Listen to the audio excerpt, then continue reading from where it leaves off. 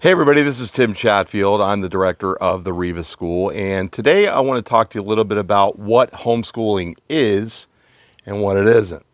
There's a lot of stuff out there right now, and it's very confusing as to what homeschooling is, especially with what's going on with COVID right now and kids being at home and trying to learn remotely through their school and things like that.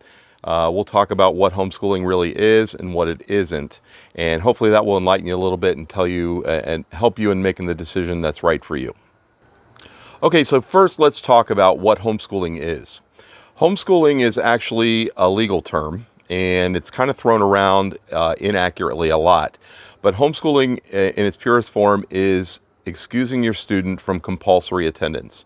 And homeschooling is legal in all 50 states. Don't let anybody tell you that it's not.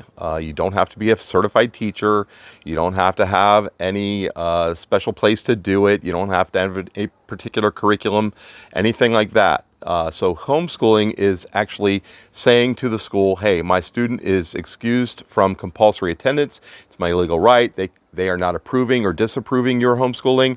They can only accept that. And then there are requirements that you might have to meet, but they're not what you might think they are. So that's the legal part of it. Homeschooling, as I said, is legal in all 50 states. Right now, there's probably between 3 and 4 million homeschoolers nationwide in the truest sense. There's a lot more kids at home learning remotely, like we talked about, but really there's about 3 to 4 million. Now you might look it up and it might say 2.5 million, or you might hear it on the news, 2.5 million, 2 million, something like that. That's an inaccurate count. And the reason why is in 10 of the 50 US states, there are absolutely no requirements for excusing your student from compulsory attendance. It's just legal to keep your student home and educate them. So those numbers aren't ever counted. And these are in big states like Illinois, that includes Chicago, obviously, Texas, Michigan, and things like that. Like I said, there's 10 states. So it's probably between 3 and 4 million kids that are being homeschooled in the traditional sense. Okay, so what is not homeschooling? Well, what they're doing right now with the virtual components, what these kids are doing through a public school, that's not homeschooling. Homeschooling, again, it's a legal term for people who excuse their student from compulsory attendance. These kids are just doing school at home, whether it be virtually or a hybrid, maybe they go in a day or two or whatever. That is not homeschooling. That is public school at home. What else is in homeschooling? Charter schools. You've probably heard of charter schools, and there's virtual charter schools, and they're at home and they get a free computer and all that. Well, how can it be free? That's because it's public school at home, virtually, but it's still public school. And what does that mean, really? Well, it means that you have to meet all of the requirements that all your public school students have to meet as well. That means all of those assessments that they have to take, where the teachers are spending most of their time, and God love them, to teach these kids to be able to take these tests. This isn't actual learning. This is memorization and regurgitation, and that's not learning. That's being educated to a test. And so even charter school kids, private school kids, all of these kids have to still meet those requirements when it comes to those tests and the actual academics and curriculum that is being taught in a public school, as mandated by your state's Department of Education. So when you hear charter school, oh yeah, but he's homeschooled because he's got a computer and all that.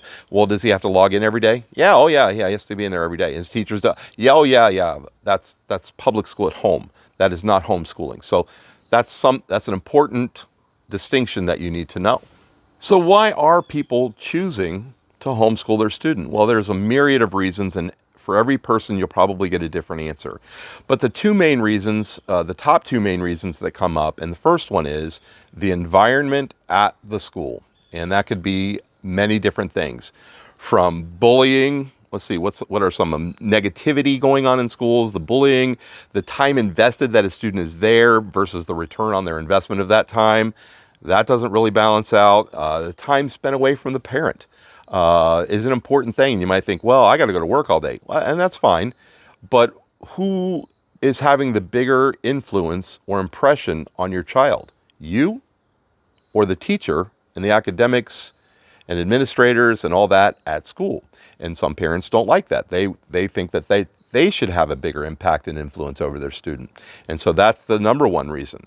Okay, so what's the number two reason? Well, the number two reason is dissatisfaction with the academic instruction. And what does that mean? That means, what are you teaching my kid? And that's a big issue for a lot of folks right now. What are you actually teaching them? And so a lot of parents have a problem with that. Some do, some don't, and that's okay. It's their choice. But the ones that feel like our academics have gone in a different direction and they're really not preparing our kids for the next chapter in their life, which is being adults, which a lot of us that are older, we kind of, see that. When we were in school, there was home ec, there was arts, there was music, there was all of these things that you could learn from. And we all know the first things that are cut when these schools have to get rid of, have budget constraints, are those things. And so there's less opportunity for your student to be exposed to things that they might be exposed to if they were homeschooled. And that's one of the reasons, the second most reason, that a lot of people choose to homeschool. Another part of that is simply teaching to these tests, these assessments that have nothing about learning.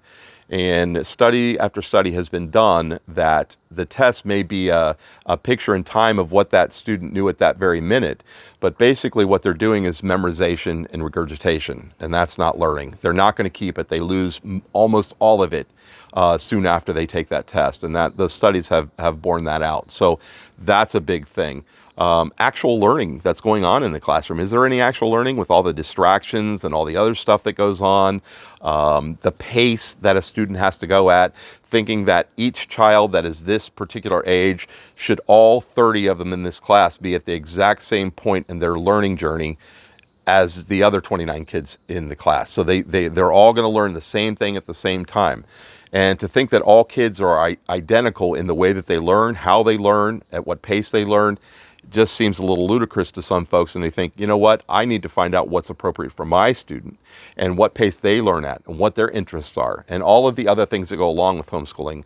And we'll get into that a little bit. And here's some other reasons. I'm just going to kind of read these to you, and maybe some of them will resonate with you. Here are some other reasons. Social interactions. Who are they interacting with at school? What other kind of kids are they interacting with? Are these the kind of kids that I would want my kids hanging around with? Do you have any control over that? Okay. Maybe you do, maybe you don't. Eclectic and serendipitous learning. Do you have any of that in a public school? When we were kids, there were field trips. There were a few. There weren't a lot, but there were a few. Nowadays, that rarely happens. And so with homeschooling, because it's become so mainstream now, there are a myriad of opportunities for you to go and take advantage of, whether it's the park systems, whether it's the library, whether it's the zoo. We put these things together all over the country, all over the time. Disney World has their own youth education series for homeschoolers. Williamsburg to Smithsonian to all of these places have specific, NASA was a good one, specific programs for homeschoolers to come in and learn about these things. And so these field trips, local or long distance, can fit into that. You want to have a bigger impact on your child, which we talked about. Maybe you have a special needs student that doesn't fit in with the school and the pace that your student learns at. That's a big reason. Flexibility. Now we'll get into flexibility a little bit, and it's very important. So, parent travels or whatever, and you want to do this with your kid. Maybe you want a full-time RV, or you want to, you work part of the time here and part of the time there, or you want to spend time out at the farm or whatever. That doesn't work at a public school because you got to be there 5 days a week and you miss so many snow days and you got to make it up and all this baloney. So when you're hearing right now, oh, these kids are going to be so far behind, what's behind? There's no such thing as behind or ahead in homeschooling. No such thing. Your kid is where your kid is, and that's appropriate for them. And every kid's different. So that's something else you can get out of your mind. So athletics is another one. Excuse me, a lot of our kids that we've seen for the last 21 years have things that they do. We have kids in tennis places that they're learning. They want to be professional tennis players. We have equestrian riders that compete all over the world. We had a under 15-year-old national skeet shooting champion, Olympic snowboarders, actors and actresses, all of those things, kids in golf, volleyball, baseball that compete around what their passion is, or they do what their passion is, and the academics is there for them whenever they need it. And that's what homeschooling can do for your student. Homeschooling allows your kids to love learning instead of being educated. I think we talked about that, and you'll find this is a great way to prepare your kids for life. Skills. that they don't get at school. The kids, I was talking to a friend of mine who is in an admissions office and works with incoming freshmen at a major college here in the U.S. And he said about 70% of kids that come in as freshmen are nowhere near prepared to be at college. And he wasn't just referring to the academics, which was a big part of that, but really just life skills and how to conduct themselves as a responsible person, taking care of themselves, making food, how to run a bank account. Those are things that don't get taught in schools very much anymore. They're getting a little better, but not very good. These kids don't learn about money. They don't learn about what, homeowners insurance is and all these things that they need to have and credit to be prepared for life after high school. So we'll get into that a little bit more too. Okay, so let's talk about the types of homeschooling there is. There's actually only 3 types. Now you might look it up and they'll say, oh, there's 8 types of homeschooling, and there's 7, or there's 3. And under those umbrellas, some of those other things fall, but mainly you have 3. And the first one would be school at home. School at home is exactly what it sounds like. We're going to replicate what they do at school, but we're going to do it at home, but we're going to do it a little bit differently, but we're going to use the same kind of curriculum, the pace, and we're going to, go August to May or June, and that's what we're going to follow. We're going to maintain that same thing, but we're going to be homeschooling. We're excusing our kids from compulsory attendance, but we're going to be doing the same stuff. That's school at home. We did that our first year. And it was fine, but we stopped doing it after that, after the first year, after we got in the homeschool community and learned some of the other ideas that are out there.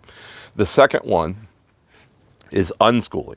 And now people hear unschooling or they look it up and they're like, oh my gosh, you mean these kids are out there directing their own education? Yeah, in a lot of ways they are.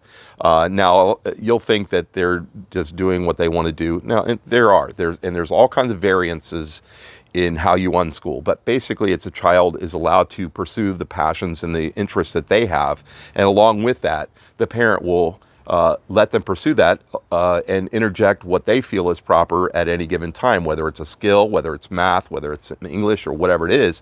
They interject that as a part of the student's learning journey. So that's unschooling. It sounds kind of out there, but it works. We've known and met lots of unschoolers. They have a really great community, and these kids turn out fantastic. And if you want some references to that, I'll send you some links to some kids that were unschooled, and they're nationally known. These kids do fantastic in college, so that's not the issue.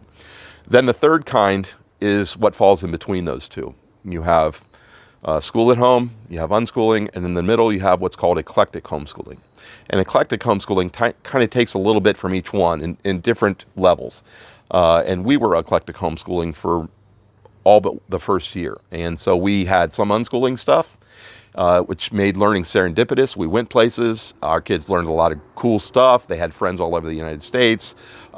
It was a great way for us to do it. But we also ran a traditional curriculum for them that they would typically get in a school, but we could modify it and customize it to meet what we felt the kids should need. The important stuff we left, but some of the stuff that we didn't agree with or we didn't feel like was important for our student to learn, we modified it, we customized it, and we also allowed our kids to go at their own pace. That's another, so those are the 3 main things, and if they say something different, it does. It falls under one of those 3 umbrellas. So speaking from personal experience, and we'll get into this a little bit, but my wife and I started homeschooling 21 years ago. We had 5 students. At the time, only 2 were school age. And that's the other thing. Remember, who was their teacher the first 5 years of their life before they ever went to kindergarten? You were. You're their parent. They know you as their teacher. So it just seems natural. So our kids were in 2nd grade and kindergarten, and we pulled them out of a private school that was charging a lot of money for our kids to go to this school. And they actually were learning more at home, we discovered. And we thought, well, if we pull them out, we've heard of this homeschooling thing. Remember, this is 21 years ago. It still was a little taboo. And I'll tell you a lot of stories about that, what we found. But what we said, we can't screw them up too bad if we take them out for a year. And if things don't go well, we'll just put them in somewhere next year. Okay, well, 1 year led to 2 years, and then the kids came up, and the younger ones then became school age, and we did it for 21 years. And all 5 of our kids have graduated. They went on to other things. Most of them went on to college. some, and they're all have art backgrounds or what have you, but they're all very talented because homeschooling allowed them to find their passion for learning, and it really kind of let them go on their own. We taught them how to learn, not to be educated. And that's a big distinction as to what homeschooling can do for your student and your family, for that matter, that doesn't necessarily happen in a public or private school atmosphere. So let me give you a little personal experience about us. Like I said, we had 5 kids and we educated them all at home. When we get started, we didn't know anything about it. We learned very quickly a lot. Both my wife and I we wanted to learn and we wanted to know more about it, which kind of passed on to the kids a little bit, I think. But we quickly learned that we were more eclectic. We started that in 1989. In 2000, we went to eclectic. Within, I think it was 2 years, Nikki was running a 501c3 nonprofit that was a support for homeschoolers in the state of Ohio. And then she headed up another one. Another lady said, "Can you take this one over?" She did. It was a group online that she was helpful for folks not only in Ohio but around the country. And then about, I want to say 4 years after we started homeschooling, we actually started a virtual homeschooling school or program or whatever you want to call it. And it was K through 12. And we had kids from all 50 states and over 40 countries worldwide. Thousands and thousands of kids that we provided a program for that they could homeschool, get the academics parts that they want, which was important, that would allow them to pursue their passions without having to be in school for 8 hours a day. So that was our journey, and we have done the school for the last 17 years. And it's evolved. Now you're going to say, well, do these kids actually get grades or, whatever? How does it work? Well, within homeschooling, we don't have to have a 10-year-old in 4th grade only. If you want to educate your student and you say, well, we find out Johnny's at like a 6th grade in English. He's at a 3rd grade math. He has some challenges there. He's at a 5th grade this and whatever. That's perfectly fine. And, Johnny flies through English, but he spends more time on math. That's okay. He can go whatever pace he wants in each individual subject. Well, Johnny only wants to do math on Mondays and he wants to do English on Tuesdays. Fine. It's your homeschool program that you get to customize. We do it all for you. You say, well, we want to be able to do this. Okay, we set it up, we make it happen for you, and we support you every step of the way. What about going to high school? Not a problem. We have 6th graders that start accumulating high school credit. And this is something that they would never let you do in a public school. They start accumulating high school credit. We have a 5th grader right now that's taking a high school language arts class and doing great. And that goes on his transcript. Do our kids graduate? Absolutely, they graduate. We have oversight. Our teachers are grading everything and making sure that the students are academically doing everything that they need to do. They have quizzes and tests just like other kids. They do it in their own time. It works for them. And if they don't do well on a test, well, in a public school, what happens? If you don't do well on a test, what happens? Well, you got to move on. We got to keep moving because we got to get all this in the year, right? Well, with homeschooling and a program like ours, the kid can say, well, I got a 60 out of 100. That's a D minus. Okay, that's fine. Mom says, you know what? I really need for him to do better on this. I really want him to master this concept. So what do? We reset the quiz or test. We tell Johnny, we can tell him, here's where you've had some challenges. I think where you weren't picking up the concepts that were needed to be able to do well on the quiz or test. He can go back, restudy that, and then come back and take the quiz or test later on. And if he gets a better score, we'll take the highest score that he gets. So the importance here is not so much to be able to regurgitate information for a test. The importance here is to master a concept so that you can move on at your pace. So that's a very important distinction from a homeschooler to school at home that's going on right now. The next question that we always get, and this is something that you'll probably ask too, mainly because the school that you're leaving, that you told them, hey, I'm going to homeschool, says, make sure you get into an accredited program. Why? What's accreditation mean? Well, I'm not going to go into a whole lot of depth into that, but I'm going to tell you a couple reasons why this happens. A public school is going to tell you, or a private school, make sure it's accredited. Why? Because if you have to go to an accredited online academy, it's going to cost you 10 grand. not affordable. It's meeting the same requirements that they have, and they don't want to lose you. They know if you're going to have to spend 10 grand, you're probably not going to do it. And so they tell you accreditation. And what is accreditation? Well, their motivation for telling you to do that is that you'll stay in class and that they'll continue to get their funding. And that's really what they're about. We need the funding. We need that, and you'd be alarmed at how much money schools get for students. It starts at around $7,500 per student, and it goes up to $25,000 per student, depending on that student's needs. So it's very expensive, and they don't want to lose that funding. And I understand, but this is about you and your child. So to be able to take away some of those things from them, they don't want that to happen. Now, what is accreditation? Accreditation, everybody thinks, oh, it's the curriculum. It must be very good curriculum and meet all the requirements and all that. Not true. I actually took a school, it's been a few years, maybe 3 or 4.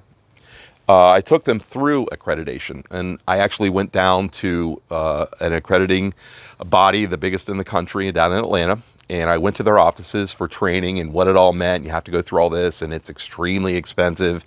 For everybody to be accredited, it's $10,000, and I went into this training, and the offices, and I used to do commercial real estate, were Class A plus.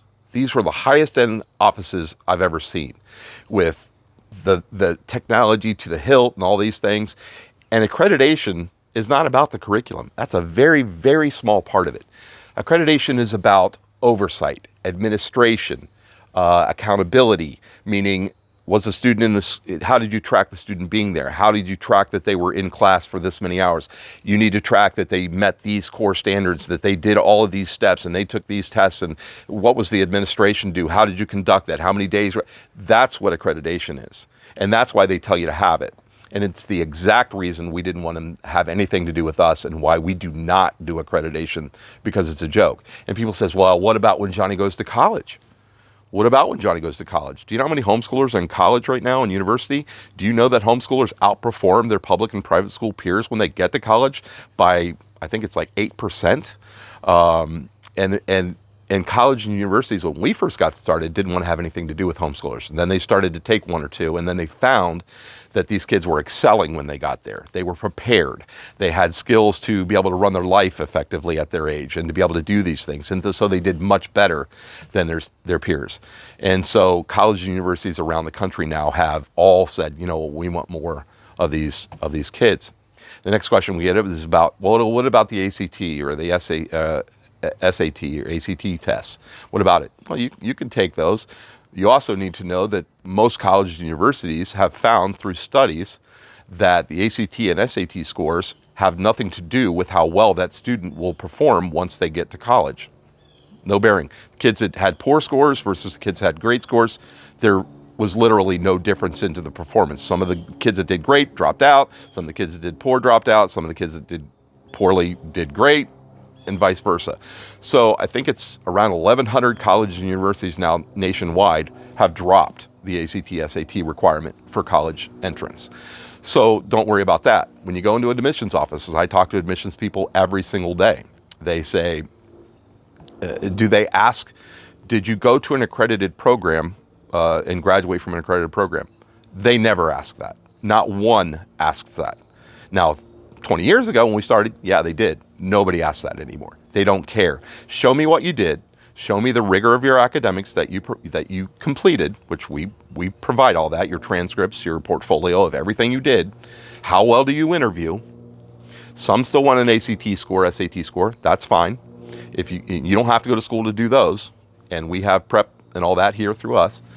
And then, is that check going to clear?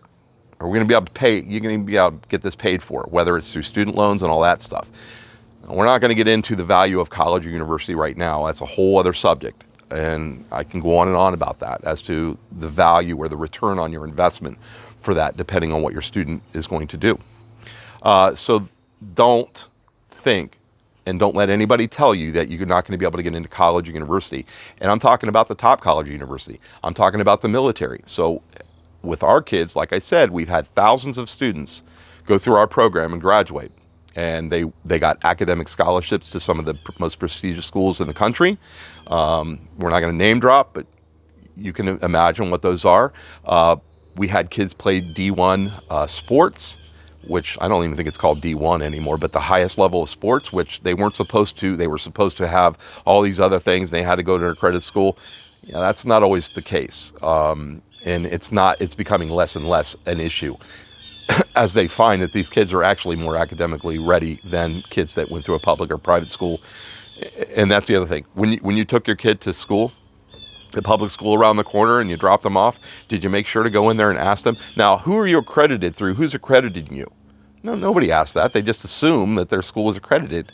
Most of them aren't. And why? They don't need to be. They're the public school. You got to trust them. This is all about asking questions and finding out. So that's a little bit about homeschooling. And I'm hoping I'm giving you the brass tacks here of exactly what it is. Now, we've just brushed the surface on a lot of this. So I want you to ask any question that you've ever had down in the question section up here. Ask whatever you want. We will get back to you and we will answer your question. Not about what we do with REVA School, but what it means for you and how you want to apply it to what your student wants to do. It's not about you getting into our school. It's you about finding what's right for you and your family and your student, and we'll help you find that. And it doesn't cost a dime. We just want to help because we think it's important. We think school choice is a very important thing that we all should take seriously and make sure that we keep. So again, this is Tim Chatfield with the REVA School. I hope you found this a little informative. If not, you weren't listening.